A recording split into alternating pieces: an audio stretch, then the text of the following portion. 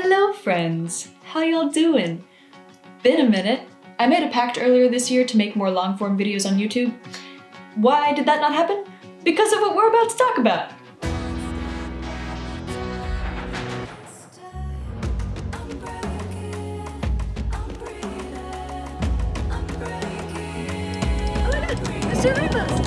In 2023, I released an album, made a movie, and went on my first big national tour all in a year. I ran away to Ireland in November, and I think that was kind of the first moment that my nervous system started to slow down. So by January of this year, when I sort of looked ahead to see what I wanted this year to hold, I realized I had nothing left, and I was burnt out. There is a reason why the EP I am currently releasing is about picking yourself back up again, because we're in it. The last 4 to 6 months for me have been about learning about full body burnout, how to heal it, and how not to do it again. And I've learned so much that I would like to share with you all. These are the things that have personally helped me in my quest to enjoy life again and reconnect with my passions after a period of very serious burnout. Burnout comes from periods of prolonged stress, where a person's environment is constantly changing, constantly demanding, out of control, or not rewarding enough. Symptoms of burnout include physical exhaustion, even when you've gotten enough sleep, insomnia, headaches, digestive issues, memory issues, difficulty concentrating, a feeling of failure, poor performance, the inability to recognize one's own accomplishments, lack of motivation, and feeling very reactive to any sort of stressor. That was my life. And it was all the more stressful because my career relies on my creative energy, and that in and of itself is this sort of shame spiral. Ooh, my brain is really mean right now. So, what helped? I'm gonna give tip 0.5 before we get into the rest of the tips. Take a break. Like, stop. There are some doctors in interviews that are like, leave your job. And I'm like, what? Like, a big rest may be what is necessary to heal, but I am going to try to focus on tips that I think could be most helpful for people with busy schedules who have to pay the bills, because that's life. Tip 1, explore your mind-body world connection. Okay, think about hunger. You have a feeling of hunger, and you're like, ooh, I should eat something. You eat something, and then you feel full. That's your body talking to you. Have you ever had someone say something really mean to you and you start to feel hot? Even anxiety, to a certain extent, is the voice of our body. It's the alarm system. Today thus far has been a day of feeling just some little anxious moments. Burnout happens when our minds get disconnected from that voice, asking for peace, asking for control, and you say, no, I can't do that. Hang in there. So I'm going to give you 2 different prompts to explore this topic, and hopefully these should be very easy and integrable into your life. Pick a day to just go about your regular day, but focus on your body. What is happening in your body when you feel hungry? When you feel anxious? When someone you like is in the room? When someone you don't like is in the room? Literally just name the physical sensations that pop into your head. And you can either say things like, my stomach is growling, or you can get more metaphorical with it, like, I feel like I'm a pot of boiling water and the lid is about to blow. And just play with what those are and literally just name it and move on. And then the other one is more of a meditation. I kind of came up with this for myself, and this is called the playground meditation. Take a second to sit. You can be anywhere. You can be at work. You can be on the subway. And take 3 deep breaths. And then you're going to do what's called a body scan, where you're going to notice your toes, and then you're going to notice your ankles, notice your shins, your calves, your knees, and you're going to notice everything all the way up to the tip of your head. And once you've done a body scan, you're feeling a little more relaxed. Imagine a playground, and imagine one apparatus being one thing you could do with your body in that moment. So have a snack, or take a walk, or do some stretching. Imagine all of these different playground apparatuses, and you are a kid in the middle of that playground, and you ask yourself, what do I want to play with today? What sounds fun? And then, if you can, go do that. This one is a big favorite of mine, and it makes the imagining of my body's voice into something that isn't threatening or isn't in my way and is more expansive and fun. Speaking of fun, tip 2, movement with the goal of delight. We know that exercise and movement has proven benefits on our mental health, our physical health, yada yada. But for me, exercise has always held such an association with injury, body shaming, struggle, inadequacy. And so, if you're like me and the idea of a gym just started to feel really overwhelming for you, here are some ideas. Dancing, put on some music, and just like 3 minutes, one song, do a little dance. Short 10-minute walks somewhere, mwah. Sometimes I'll just like pick a new spot and just go and like see it and be like, that's cool, and walk back. Also doing workout videos in the privacy of your own home so that you can wear whatever you want or however little you want and just feel like kind of free and just like, you know, you don't need all of this like stuff to like make you into someone who works out, is really nice and very freeing. If that's a way just to sort of reframe working out. Or literally get some friends together in a park and like play Duck Duck Goose. I swear to God, any game that involves chasing each other,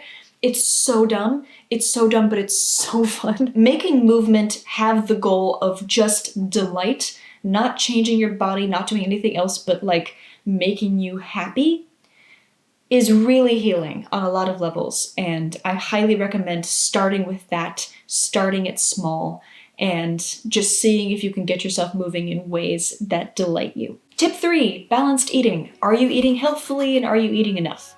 This is tough. As someone who has struggled with an eating disorder, I know how shame-ridden food can be, and a dramatic change in diet can make burnout worse. So please approach this topic with a lot of caution. I didn't approach this with caution, and it was pretty bad.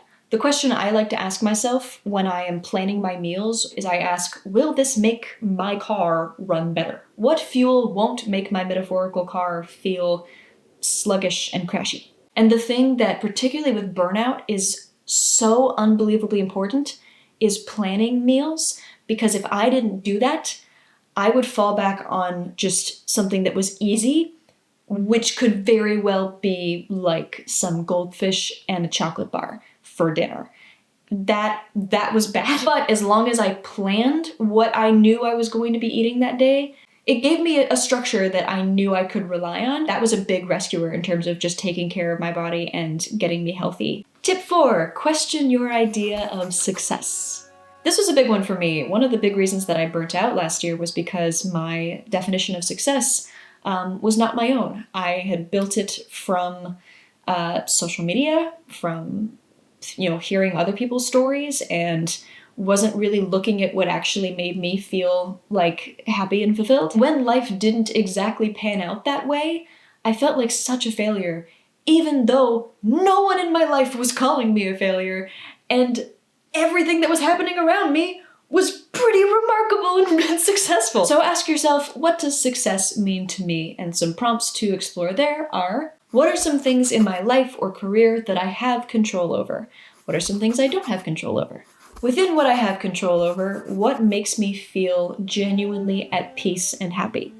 And then, how can I bring more of that into my life? Doing this helped me kind of reset my goals for my career, but mostly just like for me as an artist and a person. I feel like my goals are now attainable and exciting, and they're mine, not given to me by anybody else. Tip 5, this one is so good. Do the bare minimum, and do that for a while. Write down your tasks for the day. Ask, what of these need to get done today? Put them on a different list. That is your actual to-do list for the day. Celebrate when you have finished it. Anything else on the extraneous list is to do for fun. Coming up with systems of prioritization to do what is truly the bare minimum is mwah. When the bare minimum is still too much, asking for help from a partner, coworker, friend, highly encouraged. Tip 6 is kind of an extension of tip 5, and this is one rock at a time. This is sort of a mindset metaphor that I lived by for like 4 months. Essentially, I've been pushing the boulder that is my life up the hill with so much effort recently. And I came to realize 'twasn't a boulder, 'twas a pile of rocks. So I put down that pile of rocks. and I would find a rock, I would look at it, and I would say, can I move this rock? I would say yes. And I would go, and I would move the rock. And then I would stop and I would ask, can I move another rock? I think I can move another rock. Go over, woo, that rock looks too heavy. Not gonna move that one right now. Let's move this rock. Can I move another rock? No, I need to take a nap so that in 15 minutes, I will have the strength and the energy to move another rock. And that way of doing things also makes space for that mind-body-world connection in asking yourself, can I do the next thing? Is this rock too heavy for right now? And also, look at you, you can lift a pretty heavy rock. The breaking boulder into rocks metaphor was truly the most helpful thing I did, and I really hope that that helps you too if you're feeling burnt out. It was my, savior. Tip 7, seek community support. I hermited pretty hard at the beginning of the year, but once I was kind of done with that, I realized that I really needed company, and I needed to sometimes just be in the company of somebody and do nothing. I talked to my friends a lot about what I was going through, and it was very helpful just to not feel totally alone in it. And specifically for creatives, I think with our relationship to our craft, we can get very in our heads and very perfectionist-y about how we're doing when, the point of a lot of art is to share it with people. Allowing your work to become play and communal play, I think is something that every artist needs to come back to after a while.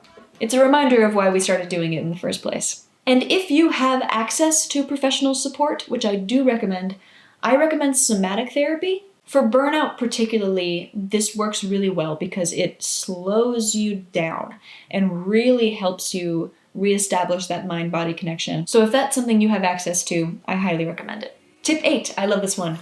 Gratitude journaling, but with specificity. My gratitude practice started as recording a video at the end of the day with me saying something from the day that I was grateful for. And that's an awesome way to start. But a really, really fun, specific activity that you can do is say, I am grateful for, and then focus on the things that combat the narratives that your burnout tells you. So for me, a big source of my suffering was feeling like I'm not good enough, or I'm a failure, I'm not enough for anyone or anything. So I would say specifically, I'm so grateful that this person reached out to me and invited me to this thing. I'm so grateful that this person wants to work with me. I am so grateful for the fact that I got to sing this beautiful song today and it felt pretty good. I'm so grateful that I took this meeting and people came away from it feeling good. I'm so grateful for standing up for myself today. Whatever your particular source of suffering is, being grateful for the things in your life that actively combat that narrative is a way to notice it, because for me, if I didn't write those things down and actively look for them in my day, I would miss them.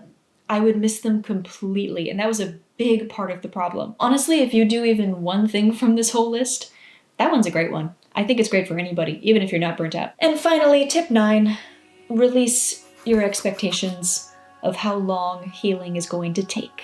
Burnout recovery could take a week. It could take months. It could take longer. Putting a deadline on your recovery is just opening up the possibility for disappointment and shame and setting you up to possibly ignore your body again. Just surrender to the process and keep taking care of yourself as best you can. You will feel when the clouds part, and it will be beautiful. I hope you all can find some moments in this beautiful month of June as things start to open up and school starts to close, to take some rest, take your self-care. This is really such a month of self-care for me to be, going out and celebrating Pride Month, but also very much just spending time with my friends, spending time doing my art, fostering creativity, spending time in nature, outside. This is a great month to do some big self-care healing work. I highly recommend it. And I hope that anything I mentioned in this video is at all intelligible and helpful. I am currently releasing an EP called Look At You Now, and the next single, Lucky, is out. And if you would like to support my work and get exclusive rewards and early access to songs and Zoom hangs, then you can join my Patreon. Thank you so much for watching. So much love to you. I will see you soon. Bye. Mwah.